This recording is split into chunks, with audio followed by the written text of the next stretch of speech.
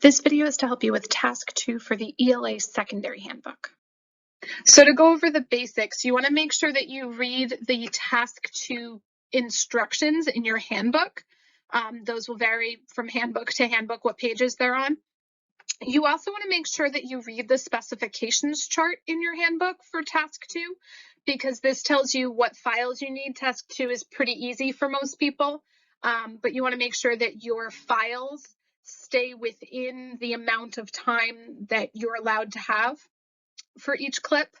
You also want to make sure that you print and look at the exemplar for the commentary for Task 2 in your course. You want to make sure that you're looking at the amount of depth and detail that is really required for this. And there are two parts to Task 2. There are the video clips that you're going to choose. For the video clips, your instructor is not allowed to help you choose these. These are EdTPA rules. It is considered cheating, and we are not allowed to help you choose which clips you're going to use. So you want to make sure that you really read the directions carefully for what you're supposed to have in each video clip, and we'll go through that. And then the second part is going to be your commentary. And for this, it's going to be similar to Task 1, where you'll write about your choices that you made and give examples from the video of when it shows that. And there are 5 rubrics for this task as well, so you want to check your handbook to make sure that you are meeting the level 3, level 4, or level 5 criteria for each rubric. Something that you want to make sure that you do right away, if you haven't already done it during Task 1, is you need to obtain permission to record students. You may not, under any circumstances, record a student who does not have their parental permission to be recorded. You need to have at least 4 students for EdTPA to give you back the form, and you should not have on video any student whose parent says no or does not get you the form. So you want to make sure that you get those forms in right away. You'll find the form that we use on your Blackboard course. For these videos, you want to make sure that you adjust the camera angle. If there are any students who did not give you the permission slip so that we don't see them on camera, they can still be in class, but you can't see them or hear them. For your videos, you'll need to submit 2 clips that can be no more than 10 minutes each, but together they can be no less than 3 minutes. You want to make sure that you stick to this minimum and maximum, because if you don't, you're going to be scored an automatic 1. For the video clips, there are some things that should be included in every video clip and is not specific to one clip or the other. The first of these is that you need to have students using academic language and the academic language function that you mentioned in your lesson plan. So we need to see students actually using this vocabulary, using this language function. The second thing is that you have to demonstrate mutual respect and rapport with students. You have to show that you have a positive environment and a good relationship with your students. You also need to give students a chance to express varied perspectives. It's important that you show that you're accepting and you can talk about different perspectives within your class. The third thing is that you want to demonstrate responsiveness to student-specific and varied learning needs. This means giving feedback, but it also means the changes and accommodations that you put into your lesson plans for students who are either struggling, students who are ahead of class, students who have IEPs for whatever reason. You need to show that you are responsive in making them successful in class. Next, you have to show that students can make the link between prior learning, what they've learned before, and the current lesson. It's not enough for you to just say what the link is. You want to have students making that connection. The next thing is that you want to have a connection with students' personal, cultural, and community assets. So you need to show how the lesson is connected to students and is interesting for students because it connects to their personal life, their cultural background, something about their community. And then lastly, you need to show how you deepen student learning, because this is the whole point of a lesson. You need to show how you helped students to deepen their learning by prompting them for a response, having them respond, and then you building on their response to have them try again and to have them do something better, deeper, and deepened deepening their learning in some way. In your first video clip, you need to show 3 different things. The first is going to be that you need to show that students are being challenged. And I say that because you can't have it be too easy. Remember that you want to have students that are being pushed to the edge of what they can do. So students being challenged to construct meaning from, interpret, or respond to some complex feature of a text. So those are your 3 choices of what they can do. The second thing that you're going to do is you want to make sure that a complex feature includes either the historical context of a text, the figurative language, interpreting dense informational text, or analyzing the visual imagery in a film. All of those can be your choices for a complex feature. And then lastly, students need to be making connections, explicit connections between what they're learning and their prior learning, or what they've learned either in your class or another class that relates to this.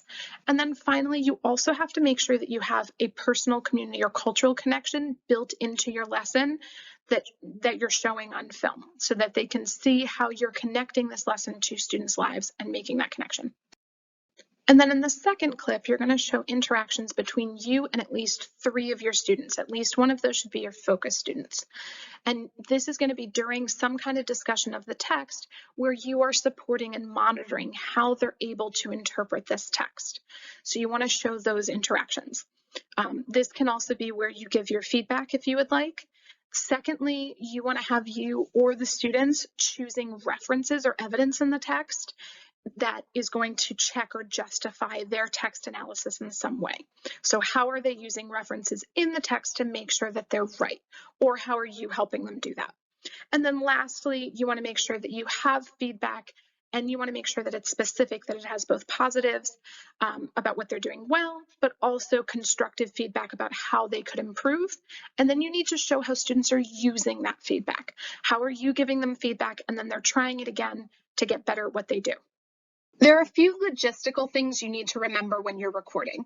The first thing is you have to make sure that your camera shows you and your students. It has to show both you and your students. So you want to think about where in the room your camera needs to be to do that. Secondly, everybody has to be able to be seen and heard. I know this can be tough in schools, but again, you want to make sure that you practice so that you can figure out where it needs to go and how you need to either close your door or figure out how students can be heard. The third thing is your camera should be running the entire lesson. You cannot choose a clip that has a cut in the middle. So for your best chance of finding the however many minutes you need for your clip, you should run the camera the entire lesson. It will help give you more options at the end. The next issue is you want to make sure that you're absolutely practicing this ahead of time. Students have run into complications and things happen in schools, so you want to make sure that you practice so that you're not stressed out about how to film while you're also focusing on doing your best teaching for this. And lastly, again, you cannot edit in the middle of a clip. You can only choose the start and end of a clip.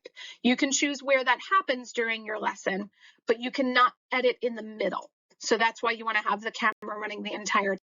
When you're choosing the video clips that you want to use for task 2, you should start by printing out your instructional commentary questions while you have the video in front of you and while you're watching it. This will help you know what you're looking for. And then once you know what you're looking for in your video, you want to mark down on a piece of paper and write down the timestamp of when it is in the video when you see something good. So when you see something good that you think you might want to include, you want to make sure you write down when that happens and just a short little description, a couple words about what you are writing that down for. What is good about that particular clip or moment. And then once you're at the end of that video, then you want to look back over your notes and you want to look at the amount of time that you have, whether it's 10, 15, or 20 minutes, and you want to look at where you have the most amount of those good moments and see if you can find a clip that has the most of what you're looking for and what you need. And that's how you're going to know when you have a good video clip. And that'll mean that you're ready to add it to your commentary responses. For your instructional commentary, you want to make sure that you reread the pages in the handbook that talk about what you need for this. The commentary must be 6 pages.